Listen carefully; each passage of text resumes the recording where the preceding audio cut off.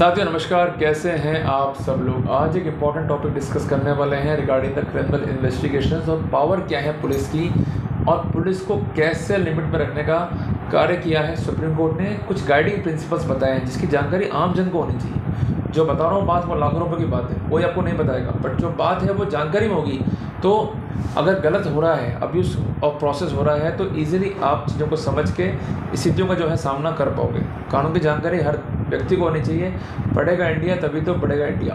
और एक बात वादा करो मुझसे भाई, नियमित आप वंदना करो हनुमान जी की। आप हनुमान चालीसा पढ़ो, हनुमान अष्टक पढ़ो, आप बजरंग बाण पढ़ो, आप राम स्तुति पढ़ो मेरे भाई, क्योंकि प्रभु राम है, प्रभु हनुमान खड़े हैं, तो फिर डरने की जरूरत नहीं। और वादा भी तो आपसे किया है हनुमान चालीसा ने कि तुम रक्षक कहूँ को डरना, कि आप जब रक्षा करने वाले हो प्रभु तो हमें डरना क्या है। तो आज अगर हमारे पास बल बुद्धि विद्या है तो ये हमारी नहीं है, ये उनकी दी हुई है। तो जब उनसे मिली है तो कम से कम उसका सदुपयोग तो हो। आज हमारे भाई बहन हमसे पढ़ के जाएंगे, लिटरेट होंगे, अपने अधिकारों को समझेंगे तो लड़ने में भी सक्षम होंगे। और साथियों, अगर आप जीवन जीना चाहते हो तो आपको युद्ध शैली का अभ्यास भी करना होगा। युद्ध शैली का अभ्यास करते हुए लड़ने के लिए सदैव ही तैयार हमें तत्पर रहना होगा।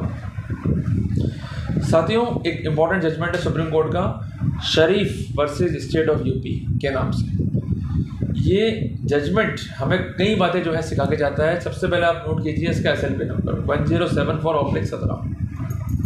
रिसेंट जजमेंट है, 2024 का है, ऑनरेबल सुप्रीम कोर्ट का है। साथियों, क्रिमिनल इन्वेस्टिगेशन का जो बेसिस है वो है FIR। इस मामले में क्या था कि FIR दर्ज हुई और दर्ज होने के बाद जो है कंसर्न जो अक्यूज पर्सन थे वो चार्ज हो गए। एक बात जो है आप नोट कीजिएगा कि जो FIR है उसके लिए प्रोविज़न किया है कानून में सेक्शन 154 CRPC, और जो चार्जशीट है उसके लिए प्रोविज़न किया है section 173 sub clause 2 of CRPC। और जो कंसर्न चार्जशीट है उसके अंग क्या होंगे, उसके पार्ट क्या होंगे, जिसको डिस्कस करने के लिए एक इम्पॉर्टेंट जजमेंट है ऑनरेबल सुप्रीम कोर्ट का W बनाम स्टेट ऑफ झारखंड का, जिसका साइटेशन है 2024 SCC online supreme court page 269। जिसमें कुछ स्टेप्स को बताया गया कि पुलिस जब डिस्कस देती है तो उसको क्या क्या अपनी रिपोर्ट में जो है मेंशन करना होगा। हम सब जानते हैं कि जब भी किसी मामले में पुलिस FIR दर्ज करेगी तो जो कंसर्न विक्टिम है या कंसर्न परिवादी है वो थाने में जाके एक रिपोर्ट देता है, जिसको हम तहरीर कहते हैं। और अगर पंजाब की बात करें तो उसको वहाँ पर्चा कहते हैं। अगर हम बात करें महाराष्ट्र जोन की या गुजरात जोन की तो उसको वहाँ पर तकरार कहते हैं। और जो जांच अधिकारी है उनको वहाँ कहेंगे तपास अधिकारी, ठीक है ना। साथियों, जब भी रिपोर्ट होगी और उस रिपोर्ट में जो फैक्ट्स होंगे, अगर उसके अवलोकन से ऐसा दिखाई देता है कि जो अपराध घटित हुआ है वो कॉग्निजेबल ऑफेंस है, तो वहाँ पर पुलिस प्रिलिमिनरी इंक्वायरी करके FIR को रजिस्टर्ड करती है। और उसके बाद उनका जो प्राइमरी स्टेज है या जो प्राइमरी स्टेप है वो क्या है कि मौके पे जाना और एविडेंस को जो है कलेक्ट करना, क्योंकि एविडेंस ही केस का बेसिस है। बाकी तो जो लिख रहे हैं वो प्रीडिक्स है। अगर एविडेंस प्रॉपर्ली कलेक्ट नहीं हो पाई और एविडेंस जो है कंटेमिनेट है या टाइम जब काफ़ी आ गया कि एविडेंस को हम सस्पेक्ट कर सकते हैं, तो वहाँ केस फेलियर हो जाएगा। तो केस फेलियर ना हो, जिस कारण रिपोर्ट होने के बाद इनकी जिम्मेदारी है कि they should take efforts to collect the evidence. और यही झोल है बहुत बड़ा क्रिमिनल ज्यूरिस्प्रूडेंस में। जिसने इस विद्या को समझ लिया वो सारे केस जीत जाएगा, क्योंकि कलेक्शन करते समय और कलेक्शन के लिए जाते समय और कलेक्शन करने की जो प्रक्रिया है, अगर इसको हम डिफेक्टिव कर दें तो वहाँ पर केस जो है काफ़ी वीक हो जाता है और केस वहाँ स्टैंड बाय नहीं हो पाता। तो मेरे भाइयों, एक चीज़ आप विशेष ध्यान रखिएगा कि एविडेंस कलेक्शन का जो स्टेज है, चाहे वो कैसी भी एविडेंस हो, चाहे वो नक्शा मौका हो, चाहे वो कोई रिकवरी हो रही हो, चाहे वो कोई फ़र्द बन रही हो मौके की, तो उस सिनेरियो में आपको जरा करके उसको डाउटफुल करना है। इस बात को विशेष ध्यान रखें। उसके बाद स्थिति क्या है कि आवश्यकता है तो अक्यूज को अरेस्ट कीजिए। हालांकि नियम कायदे कानून ये है कि जहाँ पनिशमेंट 7 साल तक का अक्यूज कॉपरेट कर रहा है तो 41A CRPC के लाइट में नो नीड टू अरेस्ट, और उस पर अथॉरिटी भी अर्नेस्ट बनाम स्टेट ऑफ बिहार की। बट ऐसा देखा गया है कि उसको फॉलो नहीं किया जा रहा, जिस कारण कई एरिंग पुलिस वाले भी जेल गए। अब साथियों, उसके पास दो ऑप्शन है पुलिस के पास में। अगर एविडेंस सफिशिएंट नहीं है तो डिस्चार्ज करते हैं अक्यूज को as per section 169 of CRPC, और अगर मटेरियल है तो उस मटेरियल को पेश करना पड़ेगा कोर्ट में by the way of chargesheet. और उसके बाद कोर्ट जो है उस पर प्रसंज्ञान लेता है as per section 190 sub clause 1 sub clause B of CRPC। पर यही अगर FIR है, जो कंसर्न विक्टिम है या परिवादी है ये फाइल करता है प्रोटेस्ट। हालांकि वो प्रोविज़न नहीं है बट कई इस पर जजमेंट आ चुके हैं। उस प्रोटेस्ट पे जो है बयान होते हैं कंसर्न परिबंधी के और उसके गवाह के, और वो खामियां इंडिकेट करते हैं कि भाई क्या गलतियाँ रही पुलिस की जाँच के अंदर। और उसमें कोर्ट जो प्रोसीडिंग लेता है वो लेता है 190 sub clause 1 sub clause 8 CRPC में, और दोनों के बाद जो प्रोसेस शुरू होता है वो स्टार्ट होता है 204 CRPC में।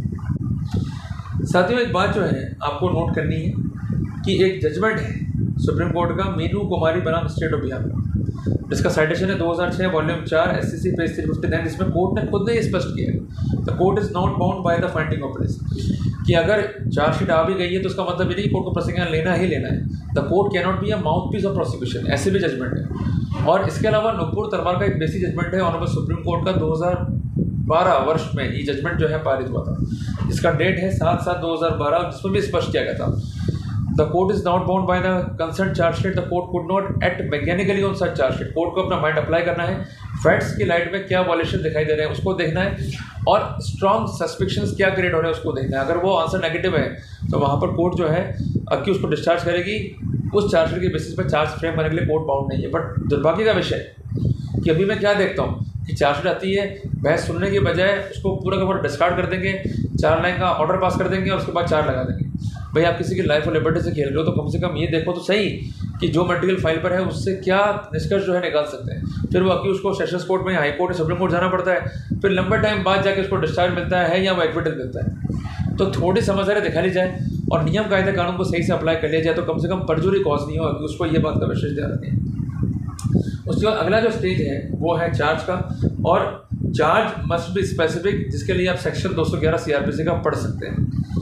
साथियों कॉग्निजेंस क्या है, इस शब्द को कहाँ डिफाइन किया गया है इसको भी आप समझ लीजिए। कॉग्निजेंस का मतलब क्या है, बीइंग अवेयर ऑफ, कि किसी फैक्ट का अगर जुडिशियल नोटिस ले लिया गया है तो वो है प्रसंज्ञान।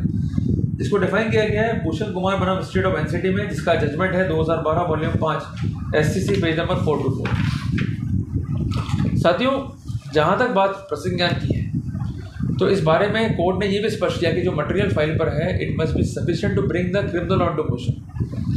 अगर मटेरियल फाइल पे नहीं है तो जनरल एलिगेशंस पे हम कोई प्रोसिक्यूशन को जो है इनिशिएट कर ही नहीं सकते। इस पर लॉ है के वीरास्वामी बनाम यूनियन ऑफ इंडिया का, जिसका साइटेशन है 1991 वॉल्यूम 3 SCC पेज 655। तो इसमें क्या स्पेसिफिक किया है, the scope of section 204 of CRPC while issuing the summons, it is specified that when it is issued and served to the concerned person, it must be shown that कि उसके खिलाफ जो भी कार्रवाइयाँ हैं वो जायज़ हैं, फेयर हैं और सफिशिएंट ग्राउंड है। अगर सफिशिएंट ग्राउंड नहीं है तो उस सिनेरियो में प्रोसीडिंग करने का कोई भी औचित्य नहीं है। साथियों एक बात का विशेष ध्यान रखिएगा, यहाँ कोर्ट ने स्पेसिफिक किया है। कई बार ऐसा होता है कि आपके खिलाफ सम्मन कोर्ट का और सम्मन को जो है अवॉइड करते हैं। ऐसी स्थिति में कोर्ट सेक्शन 174 IPC के तहत प्रोसीड कर सकता है। ऐसा भी इस केस में था।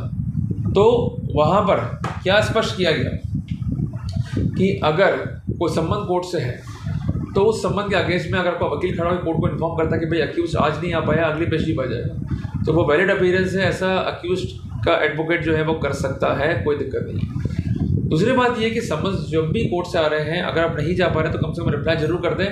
आपका बोनाफाइड जो है दिखाई देना चाहिए कि you are not avoiding the proceeding. अगर अवॉइड करेंगे तो कोर्ट बेलेबल या NPW जो है वो निकाल सकता है। तो इस चीज़ का जो है विशेष आप ध्यान में रखें।